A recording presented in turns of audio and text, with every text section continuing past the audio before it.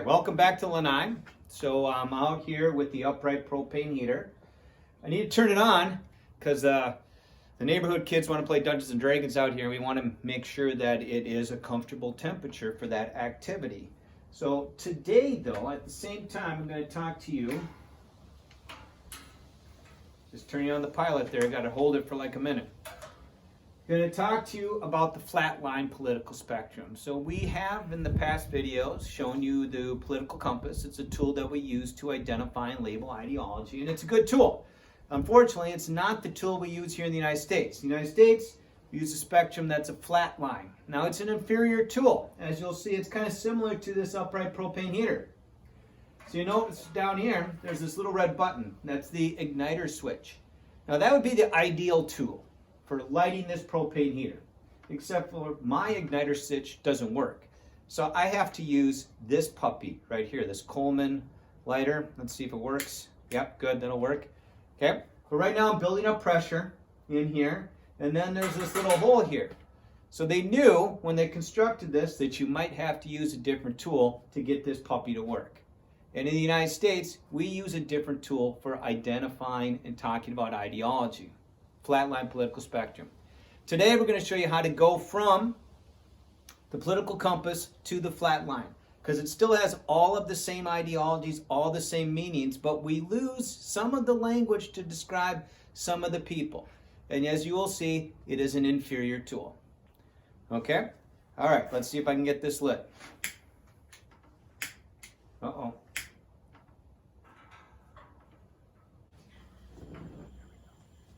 And there we go.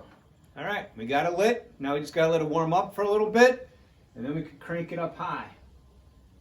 Too bad we don't have a larger heat reflective shield up here, and hopefully the roof doesn't catch on fire. There you go.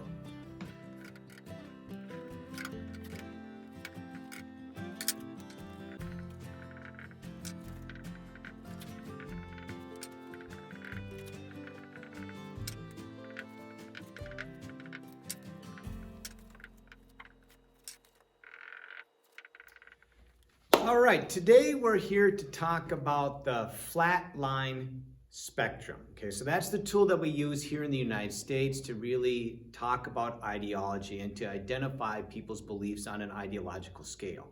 But before we can get to that, we got to remind you of the political compass.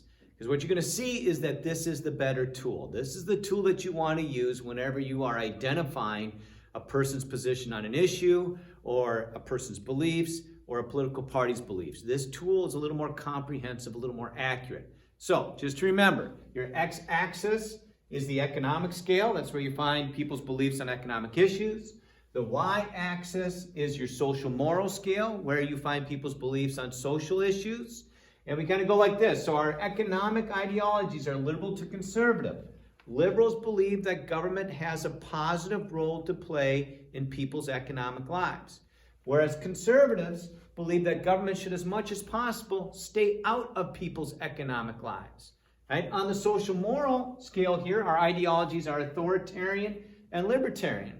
And authoritarians believe that government has a positive role to play in people's social moral lives. And libertarians believe that government should, as much as possible, stay out of people's social moral lives. So that's our basic definitions there. That's a good definition just to always remember.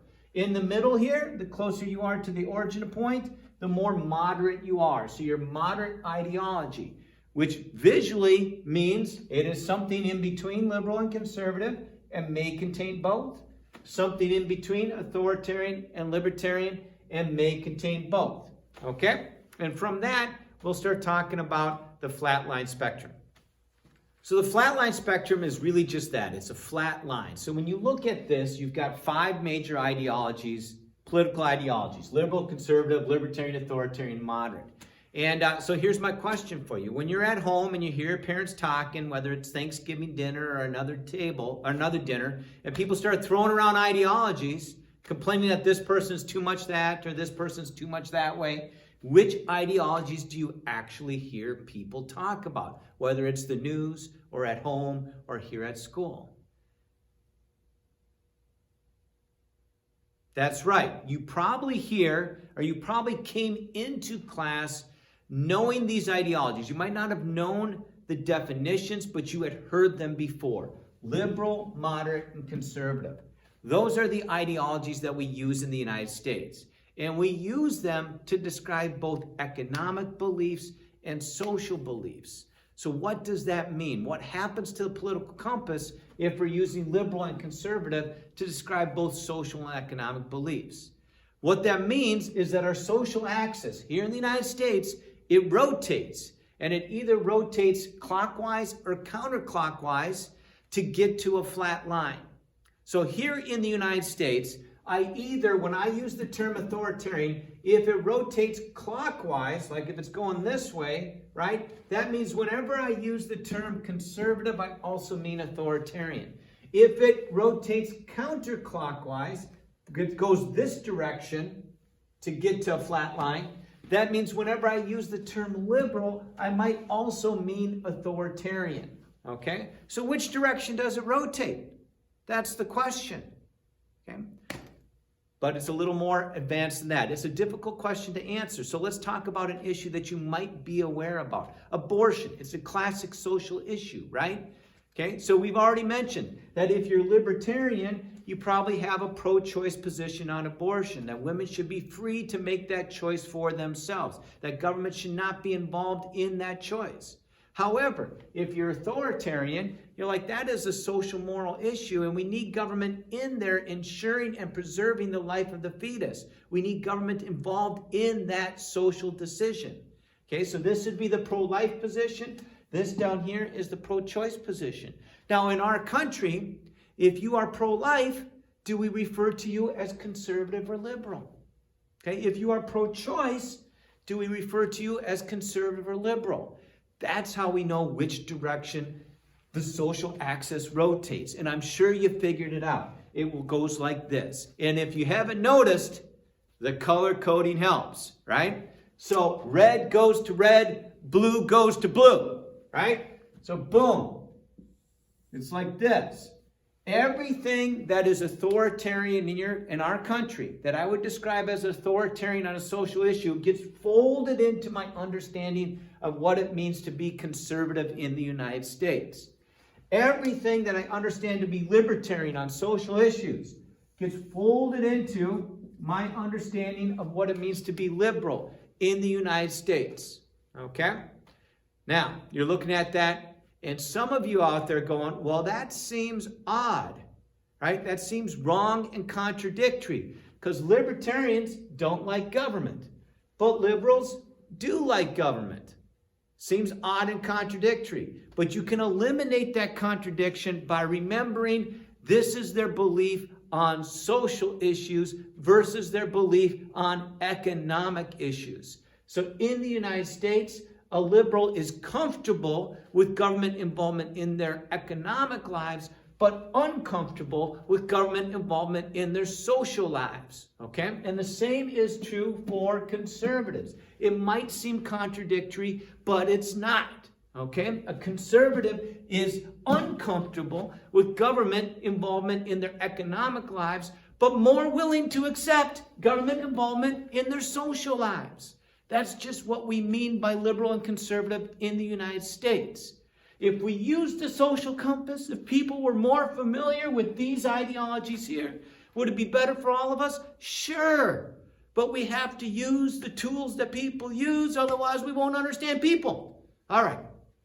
Now, for you advanced #sneaky, #smart students out there, you're probably asking questions like, well, what about gun control, Mr. Doctor? How do you explain gun control?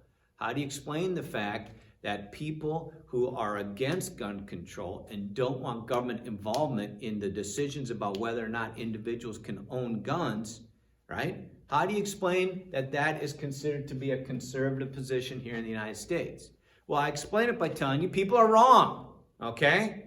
It is, if I am against gun control, that's a social issue, right? That's a very libertarian stance. I don't want government involvement in that issue. The reason people think it's conservative is because they associate conservative with the Republican Party.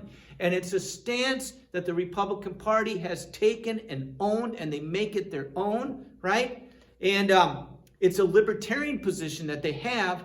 However, since the vast majority of people out there just believe that Republicans are conservative, they don't recognize that it's a libertarian position, and they just say it's conservative when it's not. All right, so we have rotated the social axis to get to a flat line. So I'm going to redraw the political compass, the political spectrum, as a flat line, and then we'll kind of relabel it and see how we use this tool here in the United States. All right, bear with me while I put it up on the board.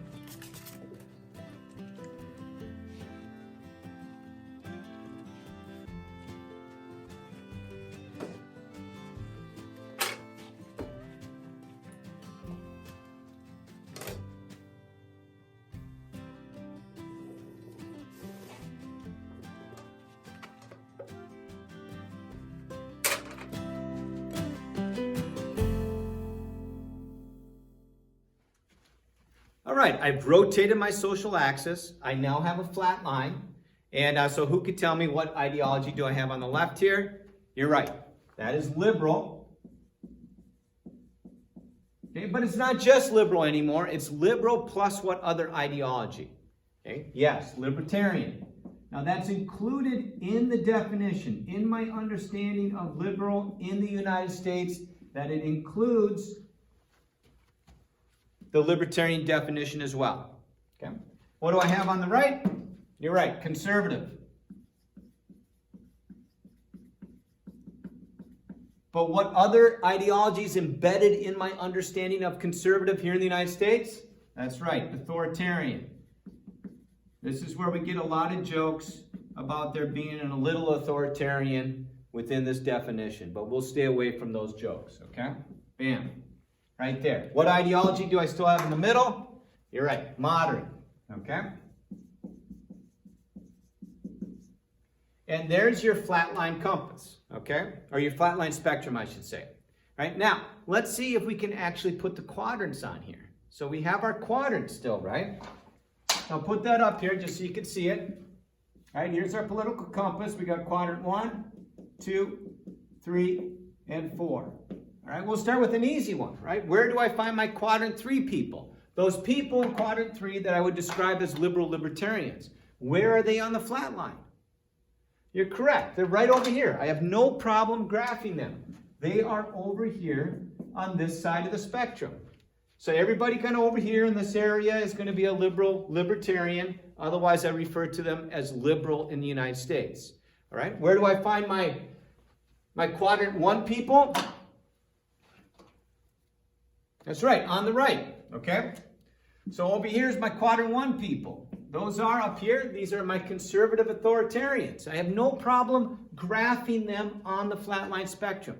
I have the language I have here in the United States adequately describes quadrant 3 people and adequately describes quadrant 1 people. The question is, what do I do with my quadrant 2 people? Where do I put them? Okay? Now, here's the classic mistake. People look at quadrant 2 and they go, oh yeah, those are my liberal authoritarians. They're liberal and they're authoritarian. They must balance out. They must cancel each other. And they put them here in moderate land. And I'm like, don't do that. That's inherently wrong, okay? Because if they're quadrant 2 and they're way up over here, right? Are they anywhere near the middle of the political spectrum? No. They're not anywhere near moderate. So how do I adequately or accurately graph someone from quadrant 2? You're right. I have to divide them up. So a quadrant 2 person, I'll put them in purple, is going to be over here. But they're also over here. Okay? They are over here economically, and they're over here socially. Okay, I have a hard time talking about somebody in the United States who has these beliefs because I can't call them liberal and I can't call them conservative. Those terms, the understandings of those terms here in the United States do not adequately capture that person's beliefs. If I talk about an individual belief that that person has, if it's their economic belief, I could say that they're liberal. If it's their social belief, I could say that they're conservative. Okay? They're not confused. They know what they believe. They have legitimate beliefs on issues. It's just that our tool for understanding their beliefs is inadequate. Okay? So, quadrant 4. How do I graph a quadrant 4 person? You probably figured it out. It's the same thing. I divide them up. That's a horrible 4. But I put them on both sides of the spectrum. Okay? Except for it's flipped. A quadrant 4 person is over here on social issues, and they're over here on economic issues. Jesse Ventura was a classic quadrant 4 person. And maybe the reason he was able to get elected governor as a third-party candidate is because the populace, the people voting, mistook him for a moderate. He wasn't a moderate, okay? He was a little deeper into quadrant 4 land, kind of like out over here, okay? He was kind of extreme conservative when it came to economic issues and kind of an extreme libertarian when it came to social issues, all right? If you balance him out, which you can't do, you might mistake him for being a moderate, all right?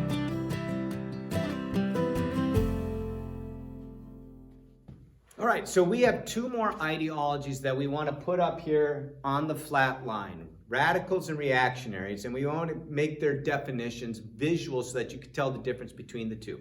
So first off, now off the spectrum here has to be off the spectrum, and you'll find out why later. Is over here on this end, we have radicals. And over here on this end, we have reactionaries. Okay? And we're going to compare them to each other on these elements here. So on the change, how they feel about change, and then the pace of change that they're comfortable with, and the means that they're willing to use. Okay? So I'm going to write that over here as well. How do radicals feel about change?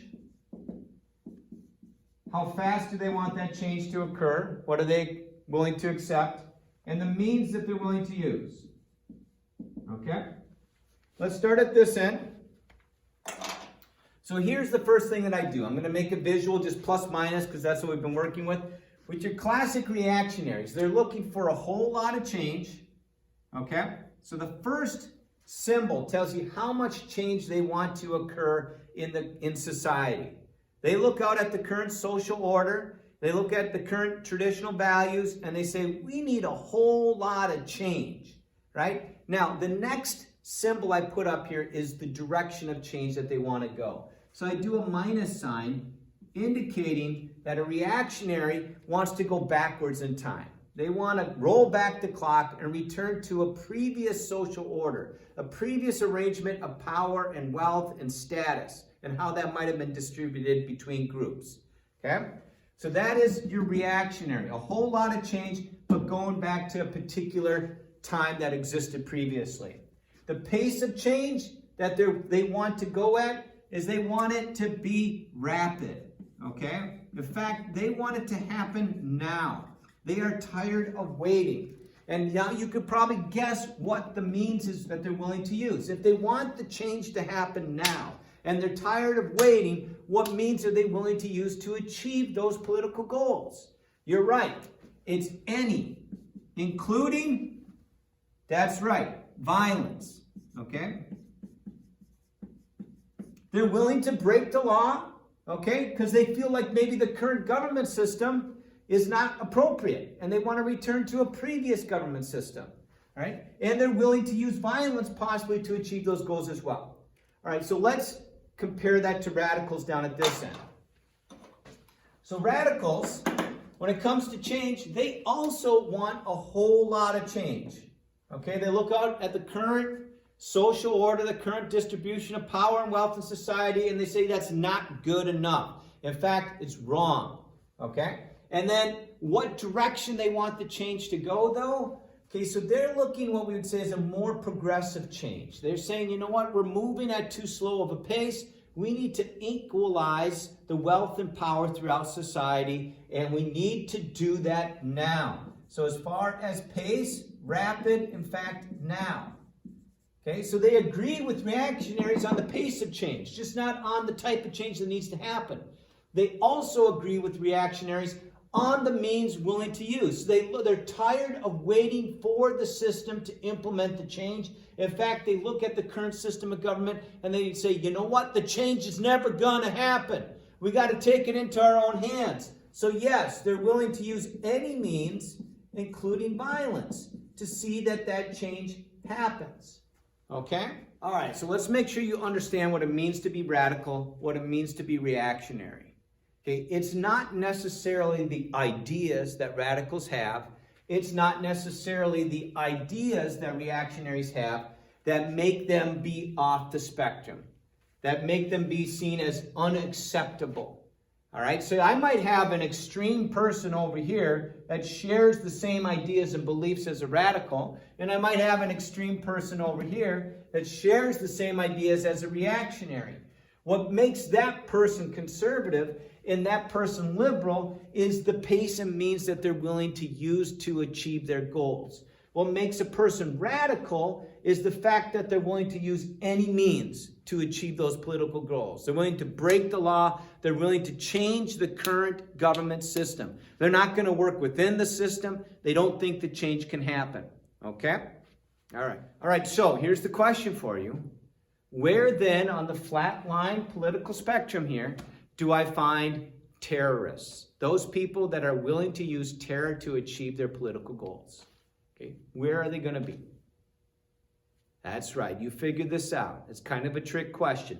They're at both ends. Okay, so radicals are going to be willing to use terrorism as a tool to achieve their political goals, and reactionaries are going to be willing to use terrorism to achieve their political goals. Now, unfortunately, in our country, we often misuse the term radical. So if you look at all of the press that's been done around reactionary groups, we often mischaracterize them and refer to them as being radical. And that's incorrect. It's just an incorrect use of the actual term. Okay, so if I look at my classic reactionary groups, there's some examples. Okay, people that want to return to a previous social order. I might talk about Al-Qaeda. I might talk about the Taliban. Okay, I might even talk about in the KKK, the Ku Klux Klan. Or if I want to put in a very modern context, the Proud Boys. I would characterize them as a reactionary group. A group that wants to return to a previous social order and is willing to use violence to achieve those goals. Down at this end, okay, so groups that I will legitimately characterize as radical, I would talk about Anonymous, possibly, that could work. Okay, they're willing to break the law to make sure that the internet is independent of government control. Okay, and then maybe Earth First, a radical environmental group that's willing to use any means to achieve their environmental agenda. That might be a group that I would legitimately characterize as being radical. Okay, so just watch out for that. In our news, in our press, we tend to misuse the term radical, right? When we should be using the term reactionary. All right, so that's it for the flatline spectrum. This is how it's labeled. Radical off the spectrum, liberal on the left, moderate in the middle, conservative on the right, reactionary off the spectrum to the right. Okay? And what we will do in the next videos is we'll start putting up the electorate. Where are the actual people of the United States? And why does that line, we call it the electoral line, have the shape that it does? Okay, and how it can be misinterpreted. So I'll see you in the next video. See you there. Bye.